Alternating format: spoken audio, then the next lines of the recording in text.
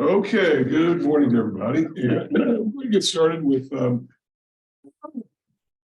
today's class. So I think where we left off last time, we were talking about unemployment, and just to sort of let you know where we're going. So today's Valentine's Day. So that means anything to you, make sure you take care of that. So today we're going to cover the rest of unemployment. I think that's chapter 8. I don't know if anybody's got the text, but the unemployment piece is one chapter, the inflation piece is the second one. And so we're going to finish up the discussion of unemployment today. And I'm going to spend quite a lot of time talking about what the problems are with unemployment. And then we're going to sort of recreate everything with regard to inflation. And the thing about unemployment and inflation that we should be aware of, and I think this is something that you maybe either want to write down or save in your memory or something, is that the central conflict in economic policy is between dealing with inflation on the one hand and unemployment on the other. And we're going to see a bit later in the class how there's a relationship that's sort of an inverse relationship. That is, it's sort of a whack-a-mole game. If we deal with unemployment, taxes and cutting interest rates and doing all these things to stimulate the economy. Yeah, okay, yeah, good. That was the AV guy wanting to see if we were okay, since he's been here so much lately. So if we deal with that, the unemployment issue by trying to speed up the economy by cutting taxes, doing government stimulus and all that. And I know that we've all heard the term stimulus a lot in the last couple of years. Then we have the specter of raising inflation because the economy is overheating, and you get wage and price pressure that pushes their way to the front. So if we deal with inflation by trying to slow the economy down by maybe raising taxes, raising interest rates, which is what we're doing right now, then we risk unemployment popping up. And I know we're about, I guess about 10 months into, 10 or 9 or 10 months into this raising interest rates. And a lot of people are kind of wondering why unemployment hasn't fallen yet. And I think the reason why is because we started from such a very low rate of interest, and that it's taken a while to get up to this point where we're only starting to see some changes. Unemployment last month actually fell. So the unemployment rate is 3.4%. That's the U3 unemployment rate. You might remember, I think this is one of the last things we talked about in class on last Thursday was those 6 different types of unemployment, which I know that when we look on the news or we hear the news, hey, the unemployment rate did this last month, they're usually referring to what's called the U3 unemployment rate. But that doesn't capture everything. In particular, it doesn't capture the really other very important rate called the U6 unemployment rate.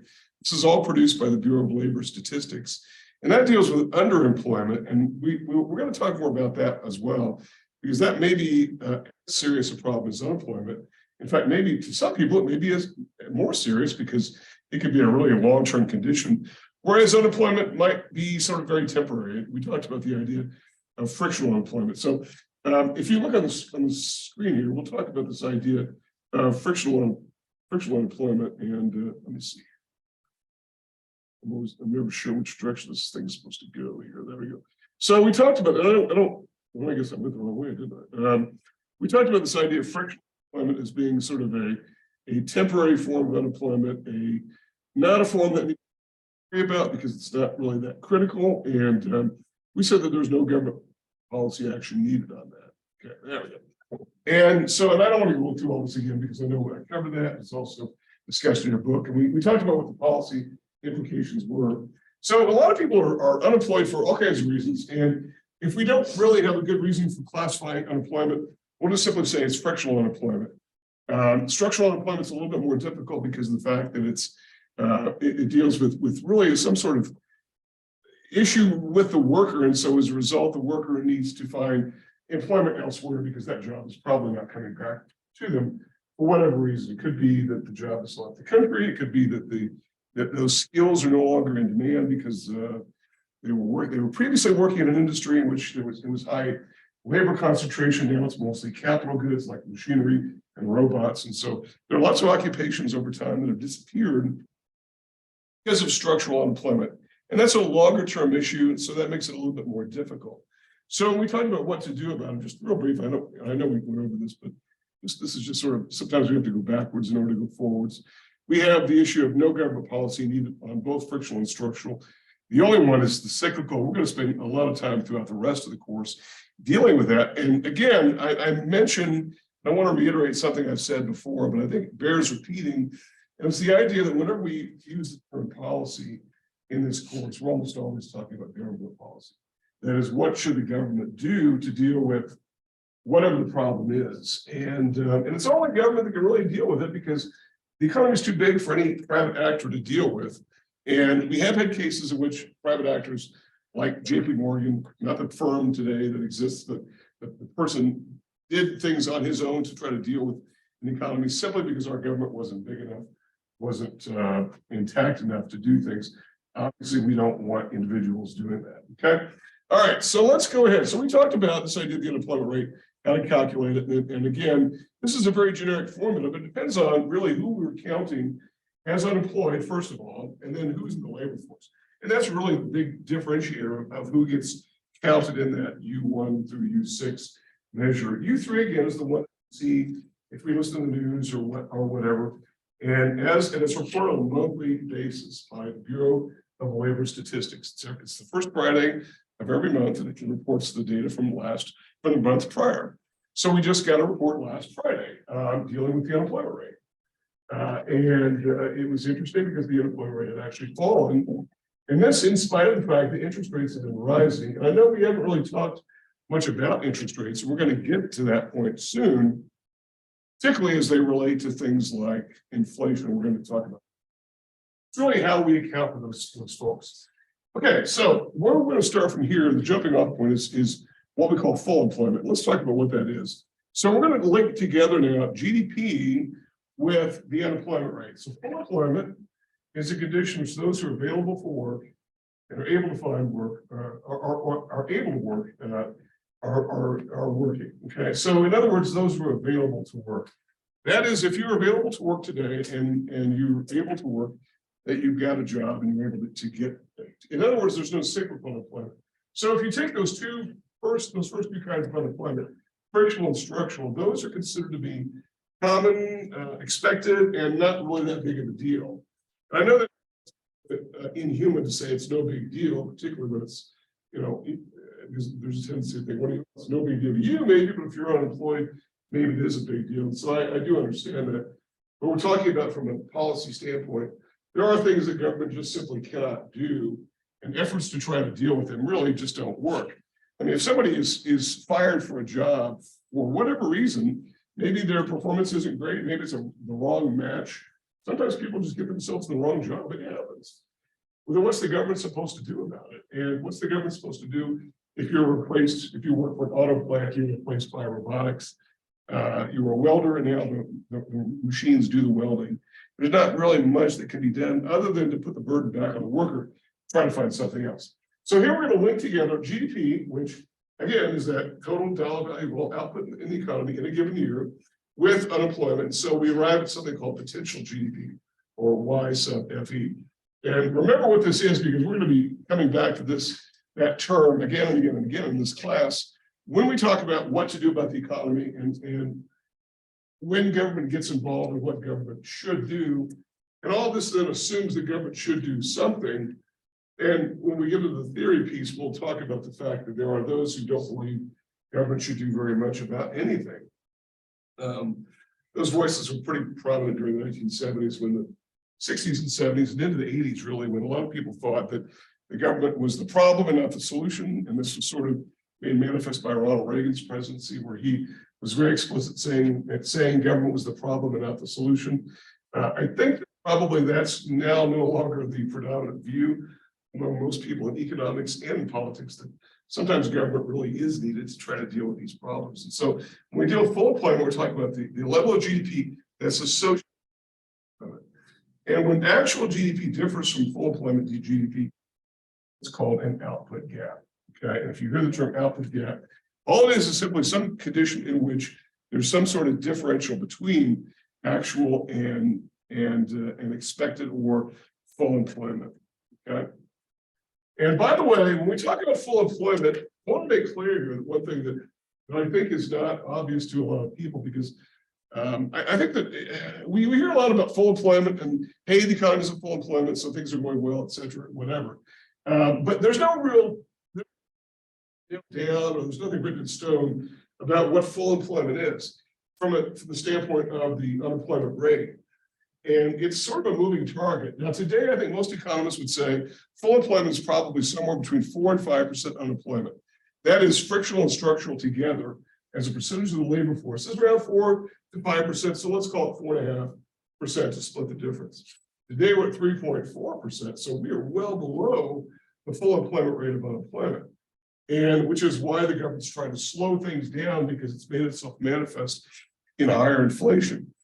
And that is the idea that prices are rising. Excuse me. And one of the reasons why prices are rising is because of the fact that most people who want to work are able to find work. And I don't think it's particularly hard to find a job. It may not be the right job, but right now it looks like it's fairly easy. I think there's some tightening going on. We've talked a little bit in the class, I think, in the last couple of weeks about some major employers laying workers off.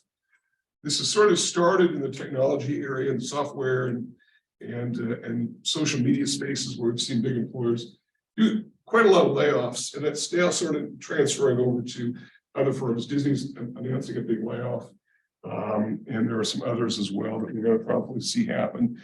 So I think the economy is going to be slowing down, and this unemployment rate will pop up. But 4.5%, we're well below that. But think about this too.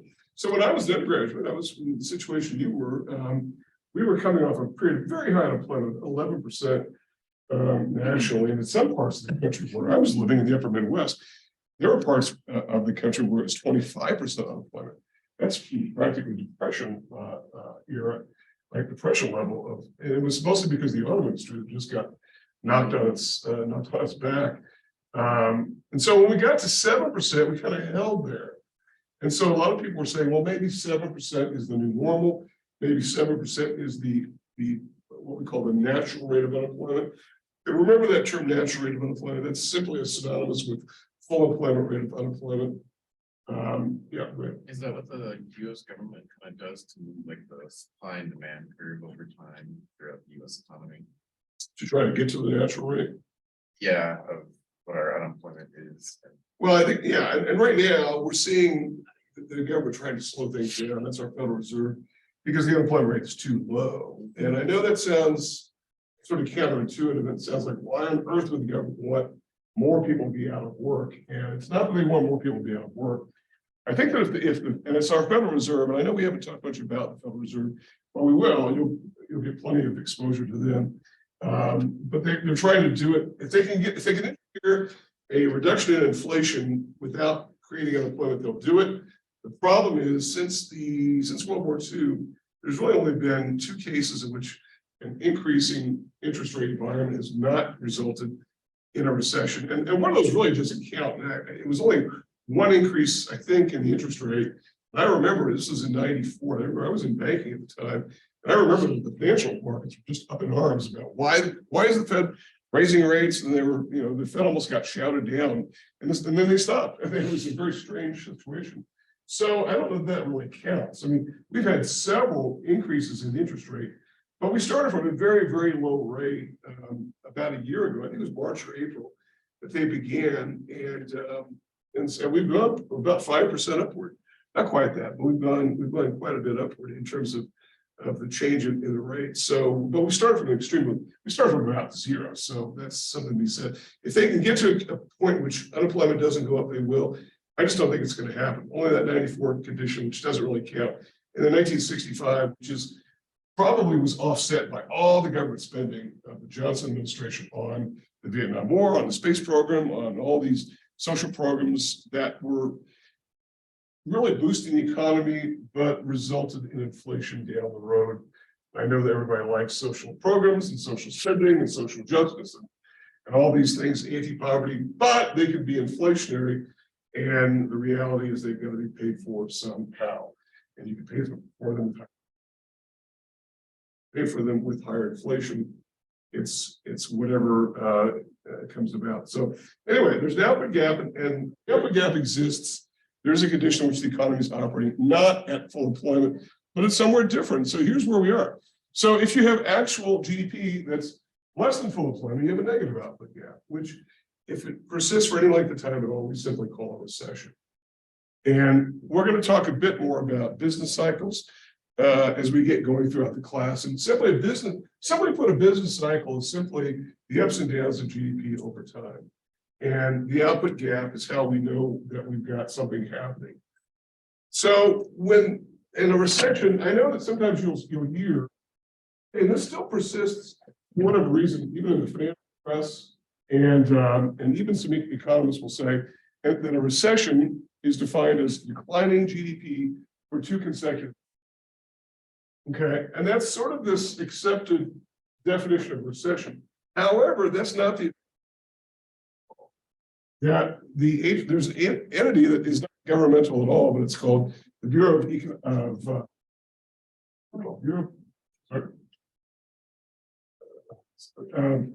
so there's something called NBER, which is based in it's business economic research based up in Massachusetts. It's nonprofit. It's a research entity. It's it's staffed by economists, and they've been given the task of sort of dating business cycles. And their definition is any kind of decline in GDP. And like 1 month of negative GDP in March of 2020, which was really the sort of beginning of the recession that was caused by COVID. But then it popped back up in April. So it was a very mini recession. Based on the old definition, that would not have counted as a recession, but that's not the way that the government views it. And so as a result, or this research entity views it. So as a result, it's not sometimes classified as such, but it's a bit of misunderstanding as to what's going on. On the other hand, when actual GDP is greater above that, we have a positive outlook. This is pretty much where we are right now. And I think the evidence for this is overwhelming. Our unemployment rate is extremely low. And that's characterized by the other end of the whack.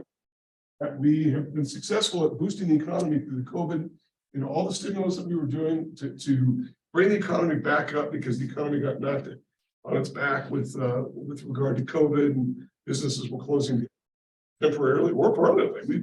We saw lots of permanent shutdowns. And so the government was jumping in and doing things to stimulate the economy. And we'll talk about the various kinds of stimulus a bit later in the course. But as a result, so we dumped unemployment, pushed that down, but then the whack-a-mole game, we've raised inflation. So now inflation's rising. And so now we've got a positive output gap, as evidenced by a very low unemployment rate.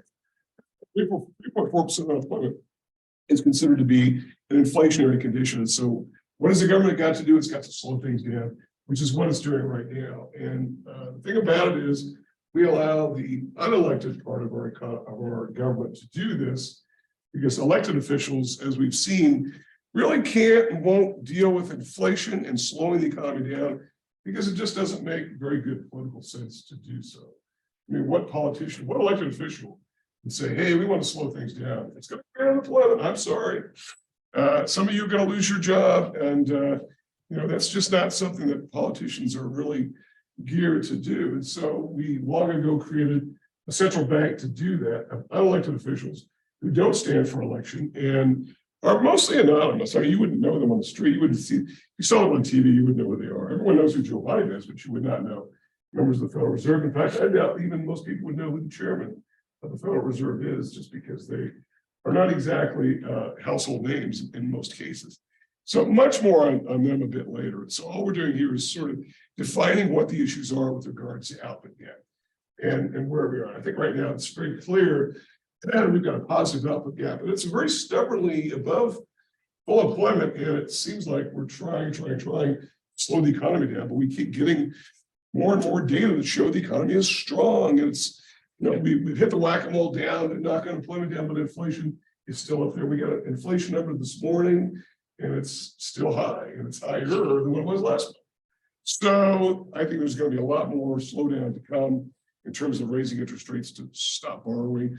This is going to be really tough for a lot of industries like real estate related, anything that relies upon borrowing. And so we'll talk much more about that. Okay, so questions about the output gap and what that's about. Okay, one final thing here. Sometimes this is known as a recessionary gap, okay? A recessionary gap, and sometimes this is called inflationary gap. Recessionary gap, inflationary gap. sometimes you'll come across those terms, and all they are is simply referring to the point at which the actual condition is somewhat different than the full employment GDP. Now you might say, well, wait a minute, how can you ever get to a condition in which actual is equal to full employment? And how do we know? Well, we know because things are relatively stable. And there are conditions, and I can recall in the 90s, throughout much of that time, the unemployment rate was very stable, the inflation rate was very stable, and we were kind of chugging along for quite a long time. And you could have been argued that for a good 4 or 5 years, the unemployment rate, or the actual and full employment rate of unemployment were pretty much the same. So, and as a result, we were at full employment and growing. So that's a good thing. I mean, I think that's really the main goal of policy, is to get non-inflationary economic growth. Is that how we got to? Yeah, we have a budget surplus too, which is something that we hadn't had for 50-some years prior. And then when 9/11, by that time, and President Bush signed off a big tax cut, then we went back in deficit. We've been back in deficit for about 22 years. And we're going to talk a lot about deficit spending, and is it a good thing? Is it a bad thing? And this idea of balanced budgets. So that's coming up a bit later. Okay. One final thing about, and then I'll get into some of the problems with unemployment, is these terms here that sometimes you'll see that the full employment is also called the natural rate of unemployment. And I'll go ahead and write that down. I don't know if you're watching on the video, I don't know if you can see this, but sometimes full employment is also, when we're talking about the unemployment rate, and by the way, this is considered to be a percentage, whereas Y is a dollar figure, but it's also known as the natural rate of unemployment. It's also sometimes known as and this is a real mouthful here, the non-accelerating inflation rate of unemployment. I don't know if you can see that. I know if you're looking at the video, I know you can't see that, but let me just try to swivel the camera here a little bit. This is sort of the downside with having what we're trying to do here. So sometimes we just can't know everything. So that you might be able to see it a little bit. So it's sometimes called the full employment is also called the natural rate of unemployment. The idea is that sometimes there is a rate of unemployment that's, and really what is it? It's the idea of frictional and structural unemployment. It's natural to have frictional and structural unemployment. So it's a natural rate of unemployment expressed as a percentage. And then sometimes, you may or may not run across this, but I know a lot of our students will, sort of, look around the internet and see different sources. You may see this as called the NAIRU, the non-accelerating inflation rate of unemployment. I try to stay away from that because we're using that wonky, but you may come across it. And there are a lot of different terms in macro for the same thing. And these are all pretty much the same thing.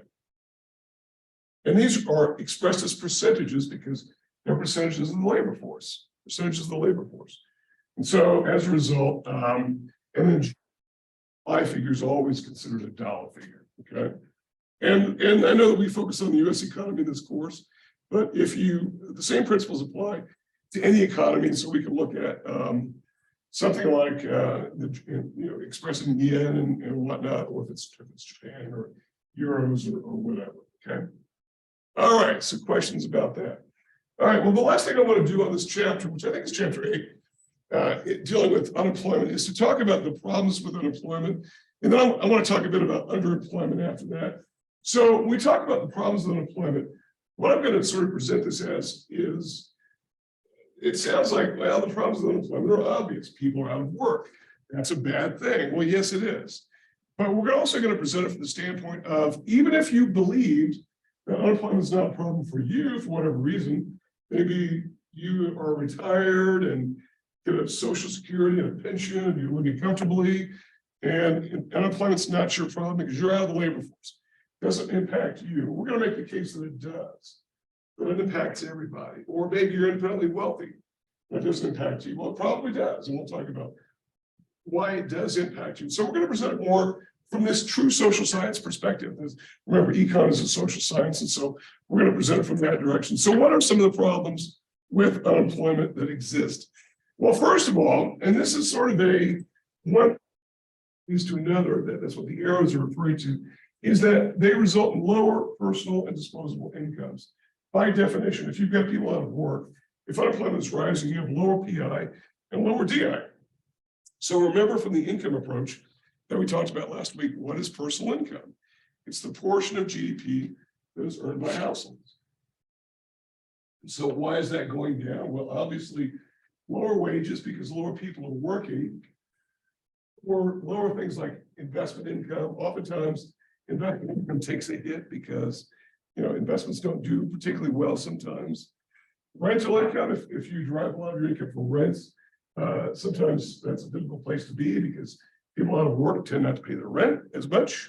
And so any amount of rental income that you've got that is interrupted is usually problematic for landlords. And there are a lot of people who derive lots of income from rents. One of our faculty members here I know has a lot of rental property, and I told him it's kind of crazy to have to rely upon people to pay rent, but that's what he does. And then disposable incomes are disproportionate after tax. So those are lower. Now, what does this lead to? It leads to lower tax revenues paid to government, obviously. So if there's less business income, because, well, what does a downturn in the business cycle imply, right? Businesses are making less money, clearly. There's no difficulty there, right? With understanding that. And then also they're not employing as many people. So as a result, both businesses and workers are paying less in income. I shouldn't say workers, I should say households, because some people don't work and as a result, they still pay taxes. But everyone who's been impacted by unemployment, even people who are independently wealthy, may have their incomes reduced. And keep in mind that when the recession of 2008-9 began, almost nobody was making positive returns in investments. I know that President Obama was talking about the fact that there are people wanting to lower the capital gains tax, which is basically the tax on investment gains and selling property and whatnot. And he was saying, well, nobody's got any gains, so why are we even talking about that? So everyone's income from investments was pretty much negative.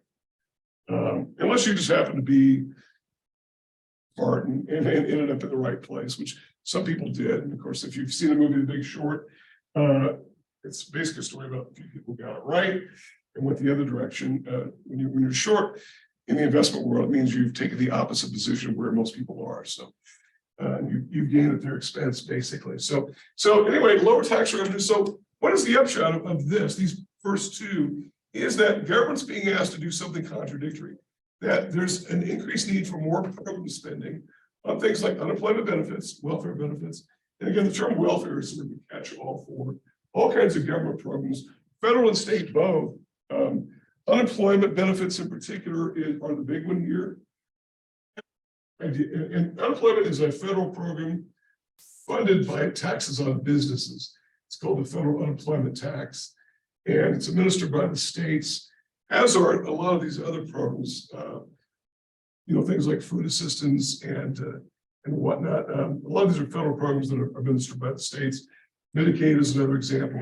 Welfare itself is just a catch-all for things like food assistance, medical assistance. There is, but it's a lot of different programs put together. And so at the same time, the government's being asked to do more, they're getting fewer resources to do it. So aren't you asking for the government to do something contradictory, to do more with less? And where else in the world would you ask anybody to do more with less and expect realistically to get those kind of results? Well, government's a little bit different. And here's the thing about it.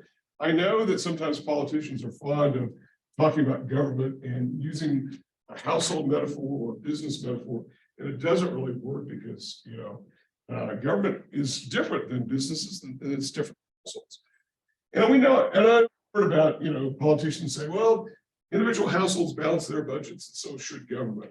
It's a really poor example. And by the way, it's not even a very accurate example, because if you borrow money at all, you're not really balancing your budget.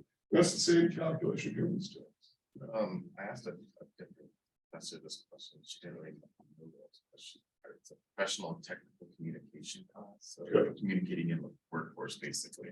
Yeah. And I asked her about, since COVID, how is the hiring processes going now that some people have been unemployed now for years due to a global event like that? How are they reintegrating? Are they allowing it more often because of that event? What did she say about that? She said she really didn't know all too much. Yeah, well, and she may not, and she may not. And workforce a while, and why that's problematic. Now, COVID may have given workers who are job seekers a little bit of reason for being out of work, because a lot of people are out of work for extended periods. But and we'll get to that in a bit. And I don't know either, to be honest with you. I haven't been on the hiring side of the equation for a while.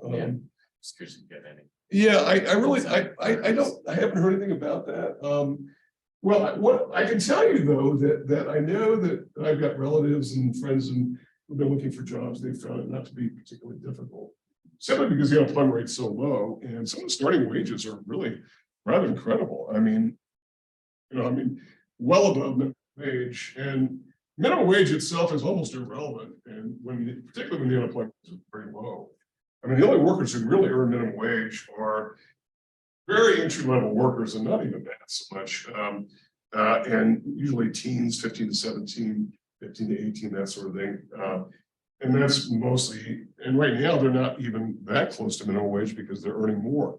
And I talk about teens only because of the fact that they enter the workforce by definition with lack of skills. And we've all been there. I mean, my first job, I was 15, I guess I was 16. I didn't know anything. I mean, I knew nothing at all. And who would, you know? So if you don't know how to do anything, then you're not going to get a very high wage, except when you get very low unemployment rate. So it's a relatively easy thing now to get work, but we're paying for it macroeconomically by higher prices. So we're paying for higher wages, higher prices, and I know nobody really likes to know that, but that is essentially what's going on. So anyway, this idea that we're really asking government to do more with less is a contradictory set of circumstances. However, at the federal level, they can do it. Now, where it becomes difficult is at the state level, where states are really unable to, because most states, New Mexico included, have provisions in the law, the state law, that said that they cannot run a deficit. That is, they can't spend more than what they take in. And in New Mexico, it's in our Constitution.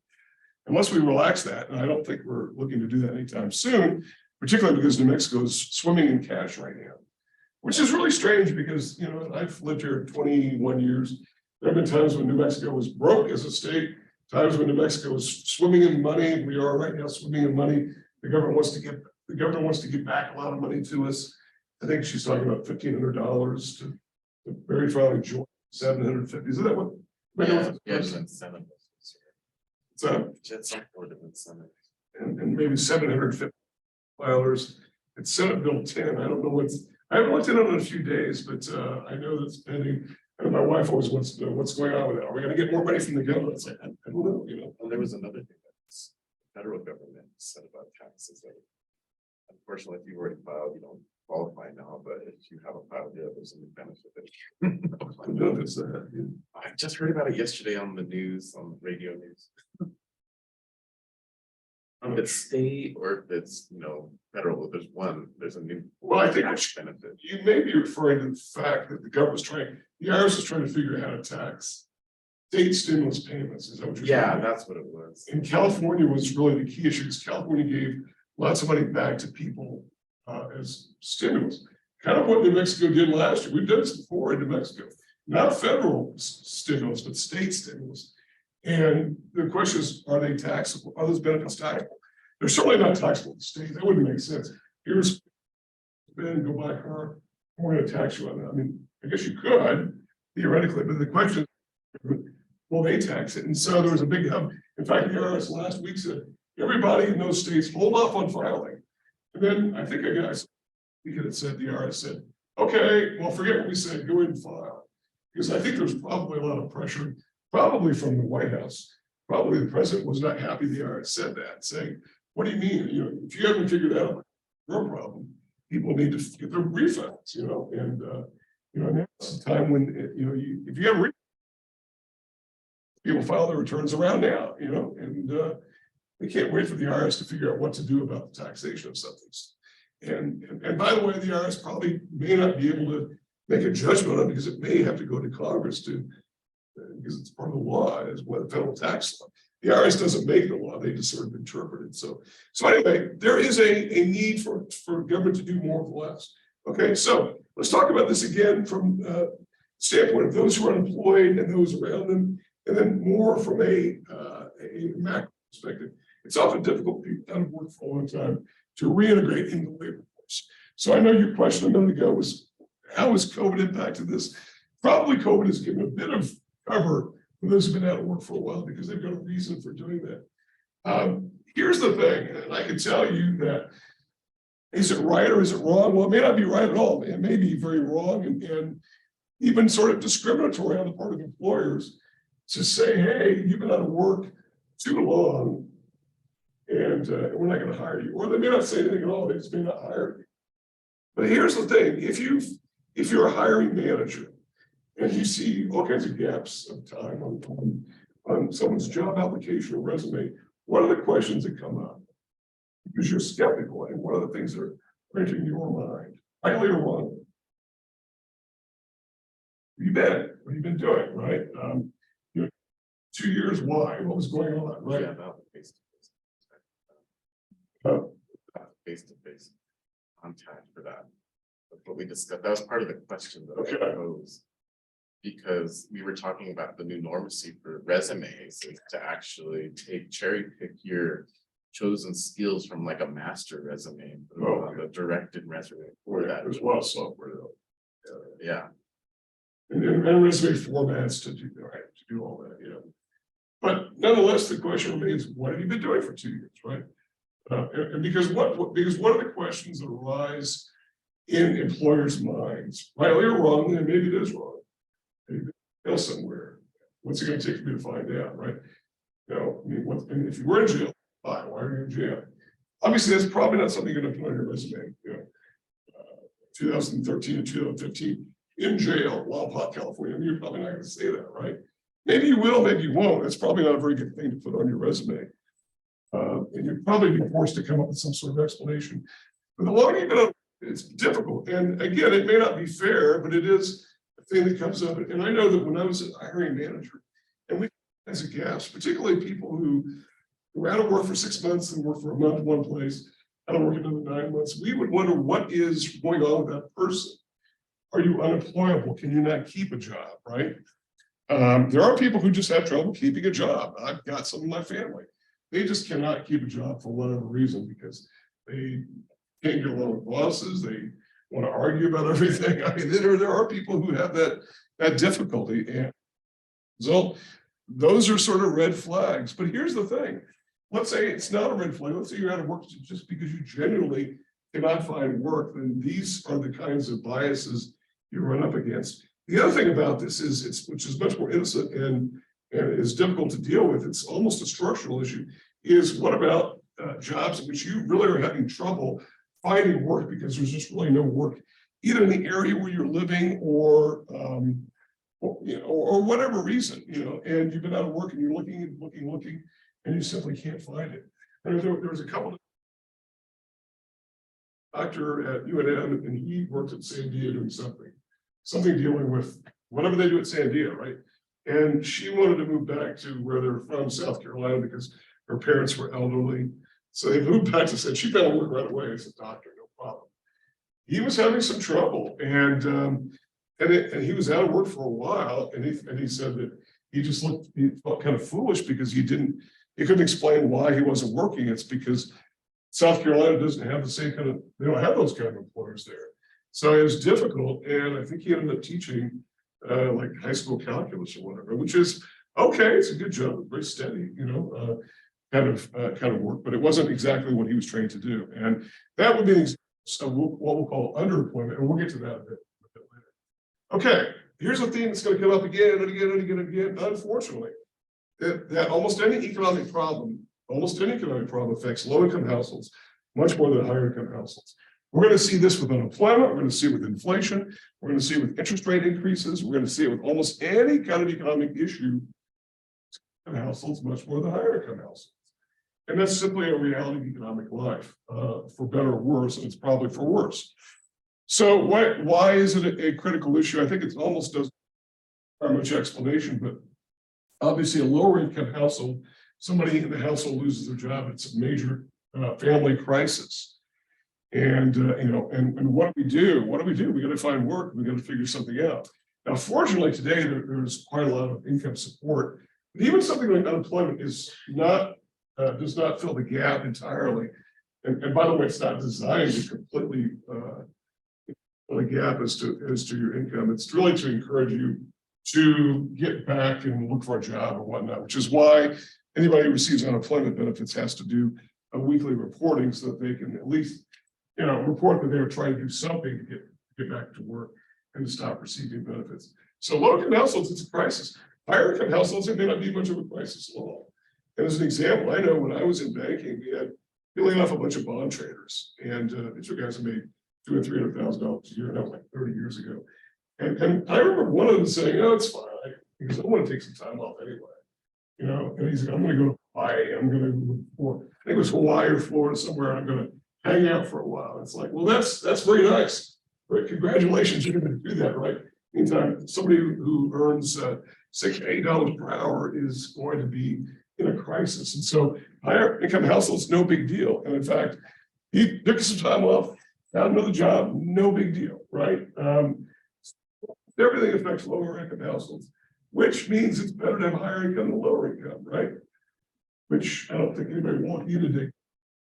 But it's not exactly a Nobel Prize winning statement, but it is something that's reality. So there are differential effects of economic problems. And this is a lot of what government is seeking to do, is to try to smooth out these effects. One of the things that I know we talk about this in my, we have a very intro class called Survey of Economics, is we talk about this idea of where government fits in to try to smooth out these difficulties that the capitalist systems dish out. And that is that capitalism tends to result in inequality, sometimes massive inequality. And the question is whether that's a good thing or a bad thing. Well, I guess you'd say it's a good thing if you're one of the achievers and whatever. And of course, you would think of yourself as an achiever if you're higher income. But even if you're not low income, you may say it's still a problem because of the fact that, if income is being dispersed so unevenly, is that a good thing? And I think personally that one of the big economic macro challenges for this to do about this dividing, this spreading out of income and wealth across the world, where we have many more wealthy people and many more poor people, and whatever the middle class used to be is sort of being pushed in and squeezed down. And it's a real issue, and it's something we're gonna have to sort of deal with. And until we solve the problem of scarcity, where technology can give us everything we want on demand, we're gonna have that kind of issue, okay? It also affects minority groups much more than non-minority groups. How do we know that? It's simply, so as a result of that, that's again, another manifestation of unequal results, okay? It's not intended necessarily. I don't think the system is designed to create that outcome. Sometimes it doesn't seem like that, but it's not really designed to, just is the effect, okay? Also, it's associated with numerous social ills. So if you are worried about unemployment as a thing, even though it doesn't affect you, this is something you want to be concerned about. So, and that is this idea that even if you're retired or independently wealthy, you should be worried about the fact that you've got other issues that go along with it. And family stress is one of those. There's a friend of mine I went to school with who's a psychotherapist and does a lot of work with families. And according to her, one of the major stressors, in fact, one of the biggest ones, is losing one's job. And it really creates lots and lots of stress. And think about why it would be. Someone loses their job, they've got to make immediately a decision to up the cable TV. Do we sell your car, or sell my car? Do we move out of here, move in with my parents or your parents? All that's family stress. And then moving with anybody's parents. My gosh, that's got to be stressful in its own right? So lots and lots of issues regarding that. Also, substance abuse is a big one. By the way, when we talked about inferior goods, early on, we said that there's a negative correlation between income and economy and alcohol use, I should say. And I guess abuse probably goes along with that. That is, as incomes fall, alcohol consumption goes up. As incomes rise, alcohol consumption goes down. And this is something we've known about for many, many years. It's nothing new at all. And so as a result, whenever the economy goes into recession, we have a lot more consumption of alcohol. And that's a difficult proposition. Okay, and then criminal behavior, particularly that related to criminal property crime, that goes up as well. So these are all problematic issues that we all ought to be concerned with because they will affect all of us. And then also massive loss of wealth. That sort of goes together with the point ahead, and that is loss of homes, loss of vehicles, loss of savings. And so think about this: if you lost your home and you've lost your job, you've lost your home, you've lost your car, you've pretty much lost pretty much everything there is to lose. And if you've got family problems, I mean, you can see where this would really be problematic to a lot of people. And I know that there's been some research on what happens when the unemployment rate goes up in terms of things like medical terms like mortality and morbidity. And that is more people get sick when unemployment goes up and more people die when unemployment goes up. And I know that sounds like a difficult thing, and that when anybody would want higher unemployment to slow the economy down, it sounds like they're rooting on that. I don't think anybody is. It's just one of those effects. And because of the fact that these are difficult things to deal with. So anyway, these are the problems with unemployment. Some of them I think are obvious, some of them may be a little bit less obvious. Okay. So questions about any of those? Anybody in the Zoom call have anything they want to say? Okay. So what about underemployment? So this is one that is not well accounted for in the discussion of unemployment in general. That's underemployment. So underemployment, we try to account for in U6 to the best. So what is underemployment? There are really two main manifestations of this. We say it's defined as a suboptimal condition working, but in fact not really working to the most optimal situation. Number one, formerly full-time workers who are now unemployed part-time. That's really what constitutes the bulk of the U6 unemployment rate. And remember, we compared U6 on Thursday to U3. U3 is what's reported in the press, 3.4%, but the U6 rate was like 6.6%. So over 3% of the labor force is underemployed, working, but yet working part-time when they were working full-time. I think a lot of full-time workers who no longer are working full-time would like to work full-time, but can't find that thing. And it does happen. And sometimes when job available is something part-time. And the problem with part-time workers is obviously lower wages in terms of usually an hourly type thing. And the hourly wage is usually less per hour than what a full-time hourly wage would be. Plus the benefits issue always looms large. Part-time work does not usually come with much in the way of benefits. There are sometimes it does, but not always. And then sometimes workers who are employed in occupations for which they are quote unquote overqualified. And I put that term in quotes because it's maybe not everyone agrees. But if you're working a job that is sort of below your skill level, then that makes you underemployed. And sometimes workers will take jobs because they need take a job which they're definitely overqualified for, meaning they're not unemployed, but they're not fully employed. In other words, they're underemployed. And we see this happening during economic downturns. And one of the problems with economic downturns is where the unemployment, where we have a recessionary gap that is actual GDP, is the fact that people who have lesser skills are squeezed out of positions by those with greater skills. And a lot of times this is simply people who've got more skills in working in general. Younger workers have difficulty there, particularly very young workers who are sometimes thought by employers as being a little bit less reliable. I think there is that sort of bias, rightly or wrongly, that younger workers tend to be late for work, don't show up, don't call in, want to take off, or got some kind of crisis going on. That's a bias, but there's probably something to that. I know my wife's company, they're hiring lots of older people because they think that they're a little bit more reliable than younger workers. And so they're actually going in the opposite direction of what a lot of workers. You think a lot of employers discriminate against older workers, but in some cases not. But nonetheless, they squeeze out some of the workers because of the fact they're probably overqualified anyway. So, and sometimes this is by choice. Okay, my sister-in-law is a CPA who, had a high-paying job at one of the big, and left it because she didn't like the hours, the travel, and didn't like the clients and the pressure, and so she became was paid a fraction of the wage she was earning, but decided that was a much better fit for her. Obviously, that would be an example. Sometimes it's by choice. Sometimes it's by choice. And sometimes also it's because of cyclical issues. And remember, the only form of unemployment the government should really deal with is cyclical unemployment, because that means there's something wrong with the economy that could be policy intervention. And we'll talk much more about policy intervention. But sometimes workers who, so there are people who don't, if they do anything on the resume, things off, like degrees and experience and whatnot. So, and I don't know whether I told this class or another, but my dad had a guy working for him who started sometime during a recessionary period, and he was a really good worker. And then one day said, look, I'm gonna leave. And he was working as a salesman. And my dad said, what are you gonna do? And he said, I'm gonna go work for Dow Chemical as a chemist. And he goes, you're gonna do what? Because he was working as a salesman. And he goes, yeah, I have a PhD in chemistry.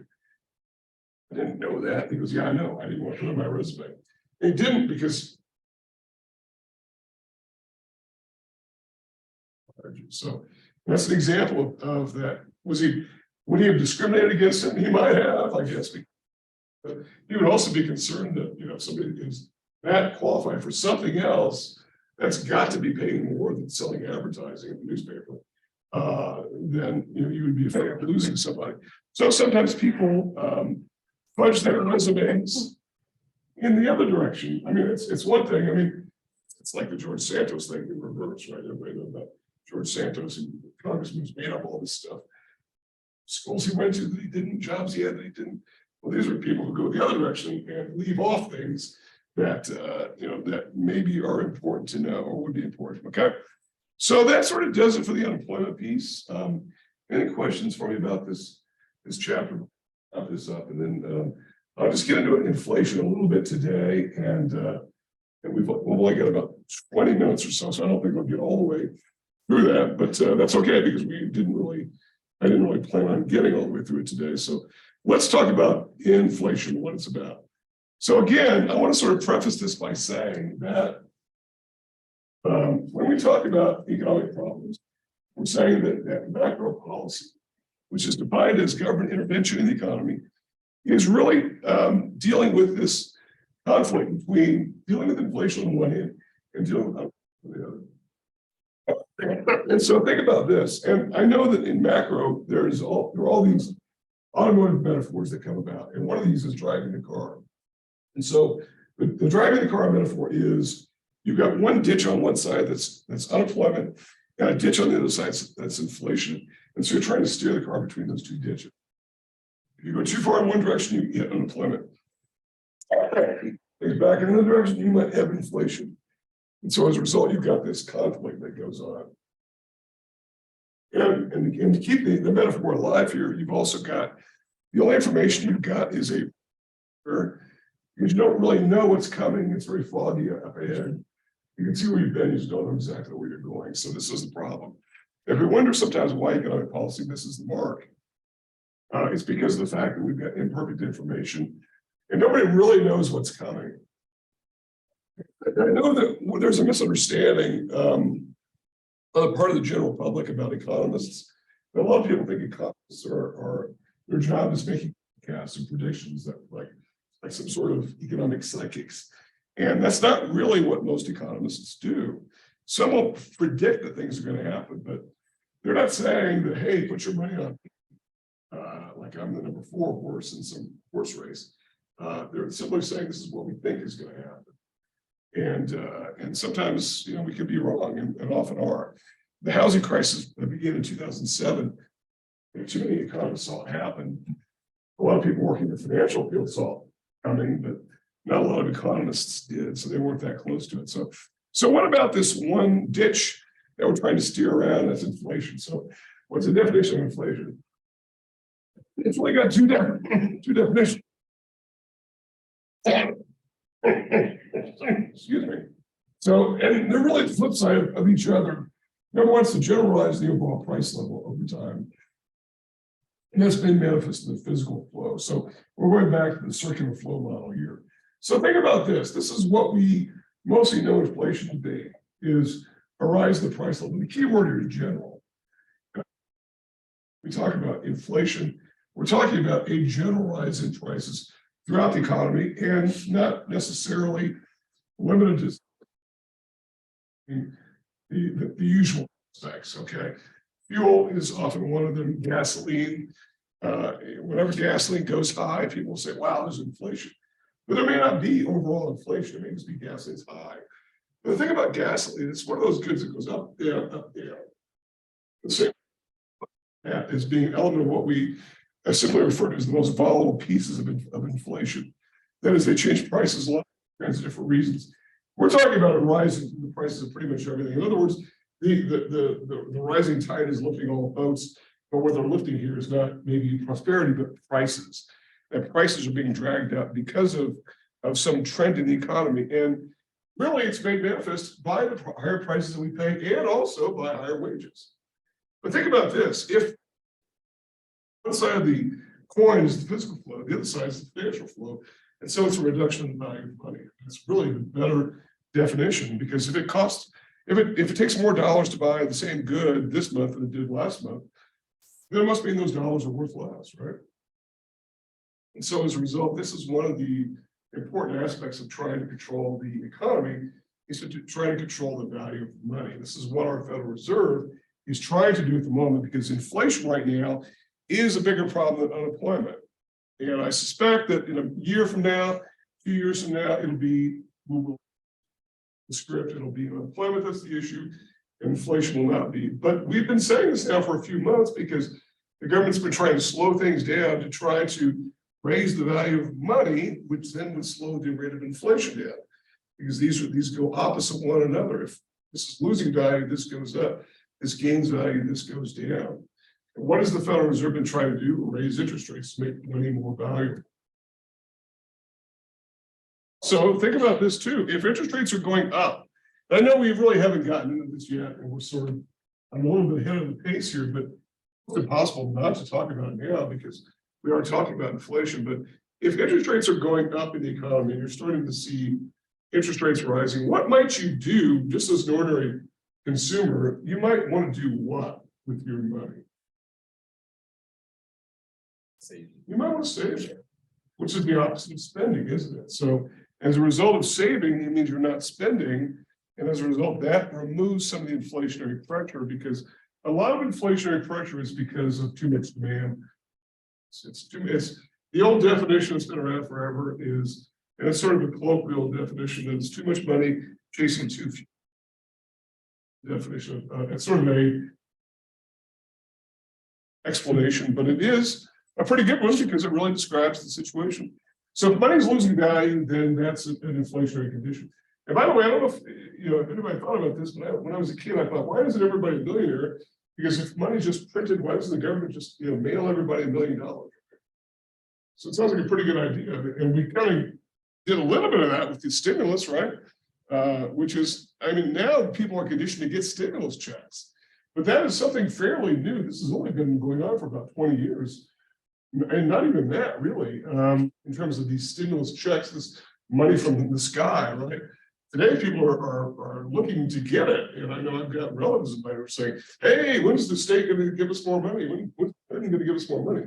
It's like they're sort of expecting to get that, right? And that's not common in our history. I mean, usually trying to stimulate the economy, we'll do it through tax cuts or lowering interest rates or something, not giving people money. So, well, weren't they planning for this inflation because they knew it was going to cause inflation? well, I think a lot of people did, and I think I was concerned about it when we got all this stimulus coming in the economy. And the problem is, think back to what that very sort of homemade statement is: too much money chasing too few goods. You're pumping money out in the economy, but yet the economy is not producing that many goods. COVID was laying people off, and we had all kinds of supply chain issues, and so you got all this money swirling around, and it's got to go somewhere, and if people are paying more for it, and if there's scarcity, it forces the prices of goods up, particularly if people have the buying power. And so I think the stimulus was probably a bit inflationary, despite the fact that the government at the time was saying it's going to go away. In fact, we heard both the Federal Reserve and the Treasury both say it's transitory, meaning and it's going to go away. It's just temporary. Forget about it. It's not really a problem. But it didn't. And I think a lot of economists, myself included, were kind of concerned that inflation would begin to rise as a result. And by the way, a lot of people are not familiar with and just have not been around long enough to really live through an inflationary period. Since I'm far and away the oldest person here, I do remember the inflation of the 70s and 80s. And as a kid, I grew up in the 70s mostly, and everybody talked about inflation all the time. Things are going up all the time. You go to the movies, it's more expensive than it was last month. You buy a Coke, it's more expensive. Everything's just going up. Yeah, it's just, you're right. It just never stops. And so, and I think we're seeing this in the financial world where a lot of people are saying, well, inflation is going to go away. The Federal Reserve is going to go the other direction with policy. Well, no, they're not. In fact, the data we got this morning at 8 o'clock Eastern tells us that no, it's not going to go. It's going to go the Federal Reserve is going to keep raising rates to slow the economy down. There's absolutely no reason to believe that inflation is under control. It's not. And 6.4% inflation on an annual basis is really unacceptable because the target rate is 2%. That's the policy target, 2%. And we are well above 2%. We've been well above for a long time. And what I think took everybody by surprise was the fact that for years, and I mean years, the federal government was trying to get the inflation rate up to 2% because it was sort of puttering along at 0.5% per year, 1% a year. And part of the reason why, you might be wondering, why would the government want to get inflation up? And it kind of goes, use all employed, yet again, another automotive metaphor. It's like the speed limit, right? If you 55 or even a little bit more, then maybe you're not optimizing the situation. So think about this. If you're driving a car, let's say you're driving, taking a long road trip, and the speed limit is 65. Are you going to go 65? Is that the rate you're going to go? Or are you going to push it to 70, maybe 72, 3? You might, because you're going to save a lot of time. It's going to be more efficient. You're probably not going to get a ticket. You're probably not going to go flying off the road. But you're pushing the envelope. And the same goes with inflation. You want a little bit of inflation, up to say 2%, just to let you know that you're operating the economy at full employment. You're pushing. So it's not that bad. But the government was trying to get it up to that, just to demonstrate to itself that it was pushing the gas all the way it could without losing control of the vehicle. Now we're going too fast. We need to slow it down. We need to hit the brakes because we're way above that. So this is what we're trying to slow it down. But by doing that, we hit that whack-a-mole, and unemployment rate probably is going to pop up. Wasn't this an effect too where wasn't it actually surpassed the value of the dollar for the first time? Yeah, it's done that before. Where I mean, euro was set to initially set to be more valuable than dollar, and it goes up and it's gone down at various times. At one point a couple of years ago was right at €1 was equal to $1. Euro has always been more valuable than the dollar, but all it really simply means is when the euro was created, it was created to be just a little bit more valuable than the dollar per unit. I think it was like $1.15. €1 would be like $1.10 or $1.15, something like that. It's mostly arbitrary. It's how it changes over time. And these currencies, I wish we had more time to get into currencies because it really is an important thing, particularly anybody who travels a lot overseas.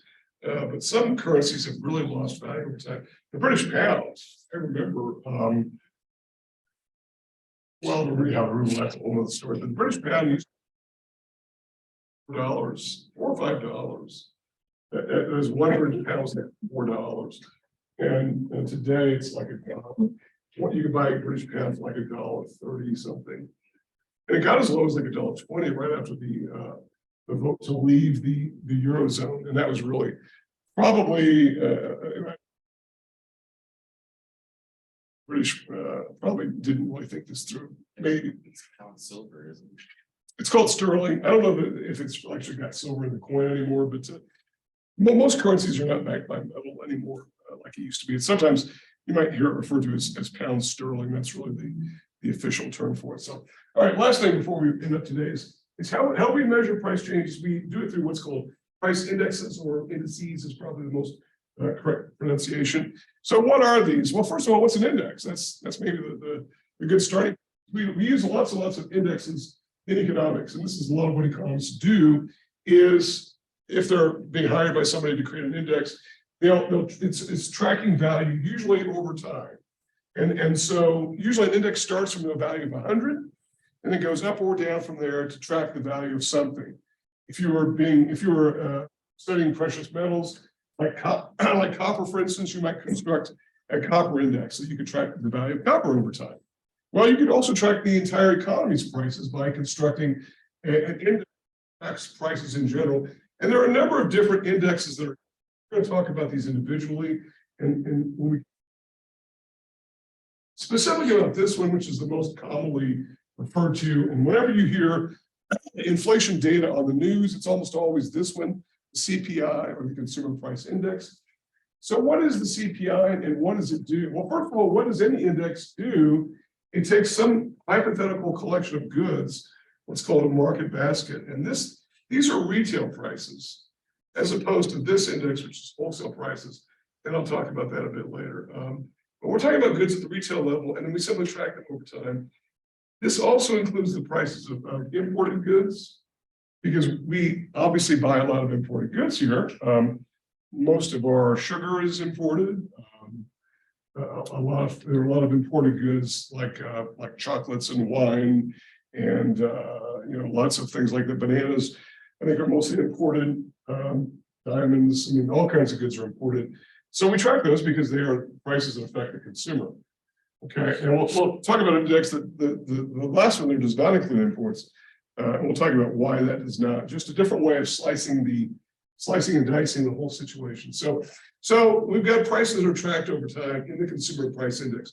The market basket, by the way, the market basket that's tracked here is several thousand goods, and they're very specific goods because you're trying to keep apples to apples without, I don't mean that.